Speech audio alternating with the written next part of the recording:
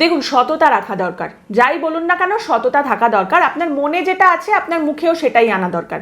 কমসে কম লোকে হিপোক্রিট তো বলবে না। দেখুন, মমতা বন্দ্যোপাধ্যায় 2011 ক্ষমতায় আসার আগে বলেছিলেন, বিশাল জোরে স্লোগান টোগান দিয়ে বলেছিলেন যে আমরা বদল চাই, বদলা নয়। এবার ওনার এই কথা, মুখের কথা যে শুধু মুখেই রয়ে গেছে, সেটা যে আর হাত পর্যন্ত পৌঁছায়নি, কাজে দেখতে পাওয়া যায়নি, সে তো খুব পরিষ্কার বোঝা গেছে। টোপাকুলের মতো তার দলের সমর্থকরা যে সবাইকেই পেরে ফেলেছিল, সে তো আমরা সকলেই দেখতে পেয়েছি। এইবার ব্যাপারটা হচ্ছে যে বিজেপির ক্ষেত্রে 2021-এ বিজেপিরও কিন্তু বেশ 16 আনা ইচ্ছে ছিল যে বদল একটা হবে, তারপর তারা পেটাবে। দিলীপ ঘোষও কিন্তু প্রচুর এরকম কথাবার্তা বলেছিলেন। তারপর অবশ্য ওনাকে জিজ্ঞেস করলে উনি বলেছিলেন জোশে জোশে উনি অনেক কথা বলে ফেলেছেন, হোশে ছিলেন না উনি। না, গণতন্ত্রে তো এসব একেবারে হওয়া উচিত নয়, কিন্তু ইচ্ছা মনের ভেতরে 16 আনা ছিল। এবার দেখুন, এটাকে খুব একটা ভুলও বলা যাবে না, কারণ আমাকে যদি কেউ দুঘা মারে, আমি তো গৌতম বুদ্ধ নই যে আমি ক্ষমা করে দেবো। আমারও মনে হবে যে আমাকে দুঘা মেরেছে, আমি তাহলে 3 ঘা মারবো।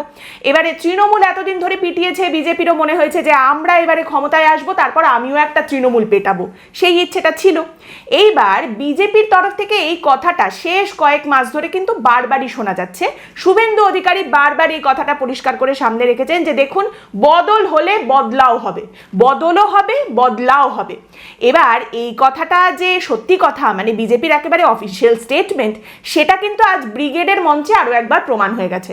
মানে প্রধানমন্ত্রী নরেন্দ্র মোদী যে কথা সামনে রেখেছেন, তার থেকে বোঝা যায় এটা একদম বিজেপির অফিসিয়াল কথা। শুভেন্দু অধিকারী এতদিন একা একা অরণ্যে রোদন করে বেড়াচ্ছিলেন, ব্যাপারটা এরকম নয়। প্রধানমন্ত্রী নরেন্দ্র মোদী ব্রিগেডের সভা থেকে আজ পরিষ্কার বলে দিয়েছেন, এক তরফ সবকা বিকাশ হোগা, दूसरी तरफ सबका হিসাব হোগা। একদিকে বিকাশ হবে, আরেকদিকে হিসাবও হবে। তার মানে বদলও হবে, বদলাও হবে। একদিকে উন্নতি, আরেকদিকে লাঠি।